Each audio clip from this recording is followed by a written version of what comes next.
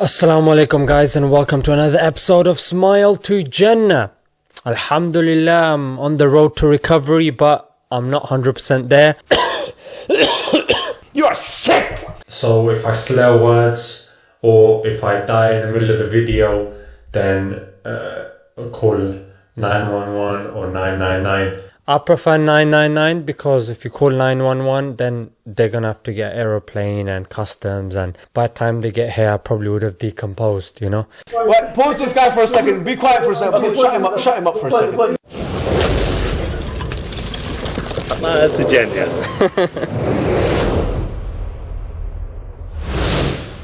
There is a movie by Amazon Prime, by Amazon Originals, that has come out. It's called Everybody's Talking About Jamie. This is based upon a play that has been taking place in the UK for quite a while, and Amazon has taken it upon themselves to turn it into a movie. So here you have a 16-year-old gay boy who likes to dress as a woman, and his best friend is you've guessed it, a hijabi. And she is somebody that unconditionally supports and encourages him. The hijabi is of course played by an Indian. And the only thing Islamic that they show about this hijabi is the fact that she wears a hijab and the fact that she eats halal food. Other than that, she is your typical wants to be a doctor, kisses the boy kisses her many times also, she sings and dances. Here they love including us, yeah? But when it comes to Islamophobia, the government hasn't even agreed on a definition. Oh, and by the way, in the theatre version, the main character is not played by a white person, it's played by a black person. So it seems that they're using the hijabi to promote their movie and play by means of controversy. Or it could be an insidious way to get through to the Muslims. Let me explain. There's a scene where she compares her minority struggles to that of his LGBTQ struggles as if they are somewhat similar. But I ask you, are they? Do you guys have parents whose countries are being bombed for natural resources and geopolitics? We don't have an influential lobby that has penetrated the government and the school education board Ofsted. We don't have corporations and the media supporting us. Yeah, you got corporations waving the LGBTQ flag and saying, yes, we endorse this cause.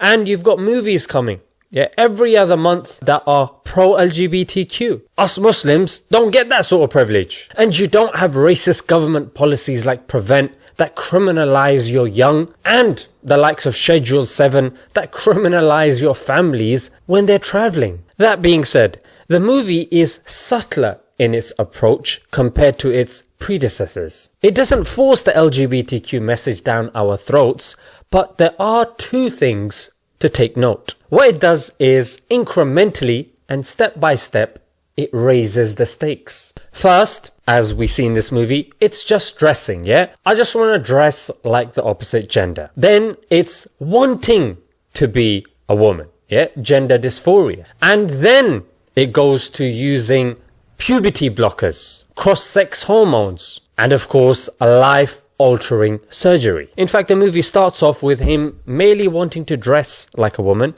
still being a boy, having a stage name and all that sort of stuff, but ends with a gender dysphoria sort of message in which he likes dressing up like a woman, away from that whole drag thing. And number two, the attacking of masculinity. Yeah, I mean, nowadays, you see a lot of people talk about masculinity as toxic. In fact, even in this movie, they show the father as being the typical football watcher, wanted the boy, goes to the pub, has a pint, that sort of male figure. And because he doesn't accept the journey of the son, the mother actually calls him an idiot. If it's not that, it's the endocrine disruptors in the male products that we see that are messing with the level of hormones in our body. And that's why you see more men are becoming more feminine. And eventually, like some people say, they're going to link testosterone with domestic violence, with rape, with aggression. And that's where this is going, yeah? Toxic masculinity. It needs to be controlled. It's harmful for our society. All right, what do? Okay, before a child's born, we got to alter the genes, yeah, the DNA, as they're probably going to do with this whole gender dysphoria thing, yeah? Sex and gender, it's all fluid, mate. Doesn't matter what biology says. It's all fluid. We don't really know. And, you know, people go through all this craziness when they get older. So what we should do is just stop it from when they're young, yeah? Just fiddle with the genes a little bit and help them make their own decisions. Then they can get operations when they get older, yeah? We got to support them. This is where it's going. So the movie storyline is not very realistic, yeah? It shows that the school is openly against him. In terms of the teachers, it shows his friends, of course, are against him. He's got bullies that constantly harm him and the likes. But this goes against Lisa Littman's 2018 study that she did at Brown University. And she says that, in fact, it increased popularity amongst peers and was a greater protection from teachers from bullying. Of course, Lisa's study was retracted because the, you know, pro-LGBTQ bombarded the university, got the research taken down. In fact, we're seeing this a trend with a lot of things. There's in fact a book called Irreversible Damage that they were trying to get rid of on Amazon. I actually bought my copy. So yeah, let's talk about some of the research. Let's start with Britain's largest clinic that treats gender dysphoria. It's called Tavistock and Portman. They get children as young as 3. Yes, you heard me, 3. Yeah, you can see the sources as I'm saying it on the screen, and you can see the bar chart. You know, 3, 4, 5. I mean, come on. We don't allow kids to have piercings, tattoos, cigarettes, because we say, look, they're going to have a, you know, permanent effect on you. You should be at a certain age where you can think for yourself and think independently and properly. And then you can make these decisions. But when it comes to gender, I mean, you've got young kids that are taking puberty blockers. Puberty blockers. I mean, the research doesn't even tell us about the risks. Yeah, because we don't have enough data. In fact, there's so many harms that are coming out. And then here's a brilliant one, yeah? Across 11 long-term studies on gender dysphoric children, up to 90% stopped having these thoughts by puberty, and they were comfortable with the sex that they had. The RCGP says there's lack of evidence and lack of long-term data for puberty blockers and cross-sex hormones, which are being given to young kids, like I said. And there's a long list of side effects of testosterone and estrogen, which you can find on page 158 and 159 of Deborah So's book, which I think she went on Joe Rogan's podcast, which was censored. BBC reported a study that linked blockers, puberty blockers, to self-harm and suicidal tendencies. Now, of course, there wasn't a control group, but that doesn't necessarily negate these studies. After all this, what is the Islamic stance? If this hijabi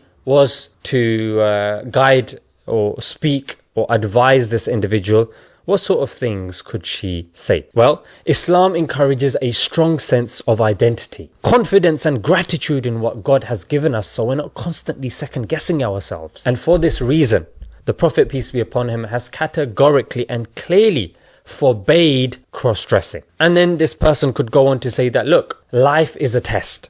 Yeah, and in this test, we come across many, many desires. And as Muslims, we've been told to control our desires. Yeah, and we have certain worship that helps and trains us to do so, like fasting in the month of Ramadan. Yeah, going to Hajj, giving 2.5% of our savings annually, praying 5 times a day, and the likes. And of course, the fact that our sexuality does not define us. That doesn't come top of the list for us. Yes, sex is a part of our life, but it's a small part of our life. Our life is much bigger and more encompassing. Some people have made this part of their identity, but our identity, first and foremost, is being a Muslim. What end advice would I give to parents and kids that are going through this sort of stuff? Well, a 2019 study shows that counseling helps. Don't rush into anything physically life-altering. Read and educate yourself. Like I said, there's a really good book called Irreversible Damage. Yeah, check that out. it contains a lot of cases of what people have gone through and and that sort of stuff. Realize that the research that we see nowadays is fast becoming biased because the people that are challenging the LGBTQ narrative are being suppressed, the researchers are being disparaged, and academics are just scared to speak out. And studies also show that people that are getting engrossed in this sort of lifestyle is because they are frequenting these coming out videos, yeah, especially on YouTube. Yeah, you're watching a lot of these videos, and it depends on the friends you're hanging around also. Yeah, stats also show that such people are more inclined towards this lifestyle. And this goes to the parents. Disowning your children only makes them double down on this lifestyle. Being there and giving them unconditional love and support does, inshallah, show that they do come back. Yeah, that they do come back and they're comfortable with their original innate fitrah, yeah, and identity that Allah has given them. Until next time, Assalamu alaikum.